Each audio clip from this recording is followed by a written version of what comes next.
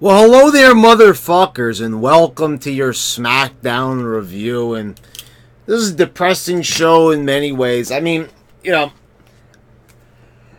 Young is such a great talent to have here. I asked for characters. I asked for people that look like stars and everything. And if you asked me, like, a few years ago, like, who would be a star that I would pick from TNA to come over, I would probably say Eric Young. I talked about in my Raw review about, how much I was behind a guy like Bobby Roode. And James Storm is another one, but, that didn't work out, obviously. So, but we've got Eric Young. And this is a great talent here. We've got somebody that knows what he's doing in the ring, knows what he's doing on the mic, knows how to just come out there and be a star and stand among the rest. And, here he is losing in the main event. So let's just start from the top, guys, as we always do. We start off with Miz TV, Daniel Bryan, and Kane are the guests. Miz makes the comment that this was unprecedented, them coming back together. It was like Justin Timberlake reuniting with NSYNC, and Kane says, NSYNC will never get back together. That was actually pretty funny. Like I said, if there's anybody that's going to do this type of thing, even though I really don't want to see it, and not really that many other people have interest in seeing it, nobody asked for it, they might as well go this route, and have Kane and Bryan do it, because they work well together, they gel well together. There's some genuinely funny moments. And they would do this backstage as well, where Kane would recite a line from NSYNC. That part was a little bit funnier, and I knew that was from NSYNC. I kind of figured that he was saying a line from one of their songs, and and Bryan calls him out on it. So there was something at least to giggle at. At least I'd say the NSYNC comment was probably the best thing on the show. And I'm not joking, actually. So the Bludgeon Brothers come out, Sanity runs out, the New Day comes in. This is kind of like the women's division. Everybody just runs out. Everybody just fighting one another. They can never just focus on two teams or two wrestlers. It's got to just, everybody's just got to, get shoved into the same segment. Nobody seems like an individual. You're getting, like, this is what I'm saying. A guy like Eric Young, who just bursts into the scene, you're already putting him in a faction with two other guys with them. Now you're going to throw all these other wrestlers who are already established right on top of him. So now Eric Young has a harder time at standing out. Why would you do that to him? Especially after all that time grinding away in NXT, you bring him up to the main roster, and you're not even going to make a genuine effort to have him get over. How is he supposed to get over in a match like this? How many people were? This is like a 12-man tag or something, a 10-man tag. So many guys in this match. It's ridiculous. AJ Styles defeated Nakamura by disqualification. Are we really having this match? I understand we're removed from the pay-per-view era, and these shows that we're like the one we're gonna see on Sunday, Extreme Rules, are not really pay-per-views because we're not really paying individually for them. We're now paying subscription-based for the network. So I know that concept is long gone, but I mean, how about some exclusivity? To subscribe to the network. I mean, we just saw this match at WrestleMania. We saw it at Money in the Bank. We saw it at Backlash. We keep seeing this match over and over and over and over and over and over and over again. Seen this match 20 billion times. And here we are again, watching it once more. I mean, and it's not even like it's a short match or anything. They're going out there, they're having a 17, 18-minute match, whatever the hell it was, And it's like enough is enough already. Isn't the feud supposed to be Jeff Hardy? Okay, because we're mixing them together, guys. Impromptu match. Rusev interferes. This brings out Jeff Hardy, and here we have a tag match where Jeff Hardy eats the pin. So, you know, Jeff has a match on Sunday. Why not have him lose to somebody who's not even his opponent? For the love of God. Momentum! So anybody, can anybody just... And it ain't just Road Dogg. You can complain about Road Dogg day and night about how SmackDown's being run. Raw's the same way. You're having Bobby Roode just losing in a match right after he shows back up at Raw. No one is safe. No one's protected. It's wins and losses don't matter. Road Dogg said it himself. Wins and losses, they're a moot point. Don't worry about them. Everything that gets, you know, so we have a greater focus on the ring. So you would think that with the greater focus on in-ring work, wins and losses would mean the world. Because if we're not going to do characters and storylines, then, you know, we sure as hell got to really concentrate on these matches and at least make them make a bit of logical sense. You know, you still have to tell some sort of a story.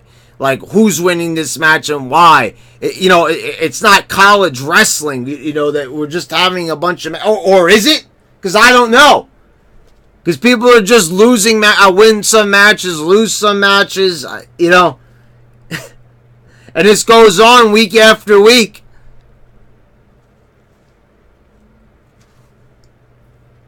Asuka defeated James Ellsworth. Carmella tried passing him Banaka to spray in her eyes. Carmella then runs in at the end. It was a lumberjack, or I don't know if they said lumberjill or now they're just saying lumberjack again. Whatever.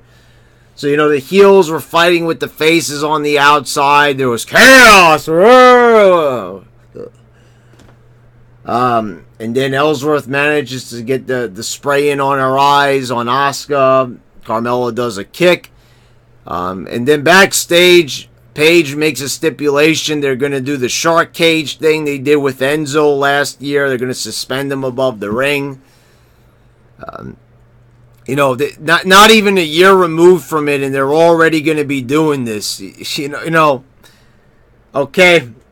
I mean, whatever. I guess they're erasing Enzo from history, but like I'm feeling like Shark Tank, the Shark Cage or whatever. You know, they're doing it again so soon. I mean, I guess it'll be a funny concept. They'll have Ellsworth do some comedy in the cage and everything, and it might be funny to a certain extent, I would think. Kane, you know, we talked about Kane backstage making the NSYNC reference, which was probably the highlight of the show. Andrade Cien Almas finally breaks out of that magical prison of backstage and has a match against Sin Cara. And Sin Cara basically kicks his ass in this match. Now, Andrade wins it in the end, but Sin Cara looked good in this match. He's hitting all his moves. He's giving Andrade a run for his money. And isn't this match supposed to be, you know, a display for Andrade? Isn't this supposed to be like his match that he's going to, you know, beat his mentor and everything? And he ends up doing it. But they had Sin Cara looking like the star here. He got in so much offense. He's doing all these big moves to him. He's like destroying him in this match, hitting him with all the spots and everything, all his signature moves. And you know, Andrade just comes in with the knees at the end, and it just ends. You know, if they're trying to establish this guy as like a big star, and I'm supposed to take notice, you probably shouldn't have him get his ass kicked through most of the match.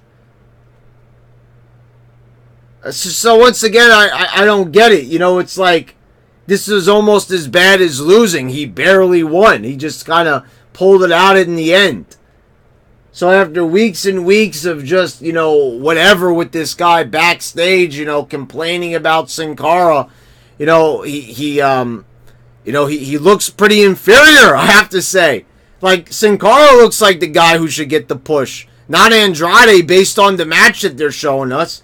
You show this to me, and I'm like, okay, well, Sin Cara looked like the bigger star here. They don't know what to do with anybody. They bring these people. It doesn't matter if they're brought, up from NXT, brought in from the outside, or whatever it is. Every single time they think they want to push somebody, they don't commit to it. You're telling us you want to push somebody, and then you have them straight up lose, or, you have them do strange things like this, like put them in a match, and it's like when Asuka burst onto the scene. The very first match they put her in is against Emma, and it was an even Stevens match. When for years and years a debuting wrestler would crush the competition and force the crowd and the home audience to take notice that, hey, this person's dominated this other guy or other girl, so you got to take notice here. Here it's like, okay, we just had, wrestling match, and Sin Cara looked like he had the best of Andrade for most of it. Not a way to build a new star, especially when you kept them trapped backstage for over a month. Then in the main event, it was Daniel Bryan, Kane, New Day defeating the Bludgeon Brothers and Sanity. And Eric Young eats the pin in the end. And not only that, well, Kane gets, Bryan hits the knee on Eric Young. Okay, so it makes sure out of everybody, Eric Young gets the pin here. He eats the pin here. Okay. So, you got to make sure that the guy who has the chance of most likely to get over with the crowd in a big way, he's got to get pinned here. All right. And Sanity, they're at least going to have a pay-per-view match, right? At Extreme Rules? Well, not quite. You see, they're going to be on the pre-show. So, Sanity just debuted a few weeks ago. They can't even commit to them to get them a few strong wins and a few strong wins. It's been like win one match, lose all the others. It's going to be a pre-show match. It's a tables match, so you got a gimmick, but it's going to be on the pre-show. In other words, no one's going to watch and no one's going to care. So why bother? Unbelievable. I mean, honestly. You do the video packages for these guys, then we don't see anything for like a month. Then all of a sudden they just show up at total random, lose their debut match, win a match the following week, and then start losing all over again. And then they just throw them on the pre-show. Like, are they really going to rack their brains in a month asking why Sanity's not getting over and why Sanity was over in NXT and not over on the main roster? Are they really going to think that? Are they really going to mold that over in their minds and really be confused by and perplexed? I mean, how can they write a show this bad?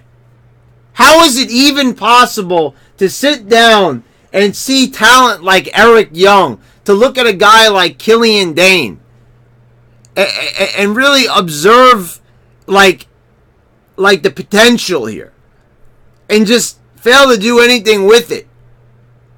And then have the nerve to say about guys like Bobby Roode and Elias that they have nothing for them. Oh, because it's definitely their fault that they're not getting over. The whole crowd chanting for Elias, saying walk with Elias when he says WWE. And he's backstage. I mean, how fucked up can it really get? Seriously, how could anybody ruin it so horribly? And McMahon's busy over there with his XFL. The XFL BS that's already failed. Your product is failing! And you are so busy with the XFL and, look, Fox, how the hell are you paying $1 billion for this? Honestly, how are you really taking a look at this show and valuing this garbage at $1 billion? You gotta be joking. This show ain't even worth 2 cents. It ain't even worth $1 million because it ain't even worth $1. It ain't even worth a few cents. This is garbage up and down. You look at this show, no one's going to want to watch it. So why bother?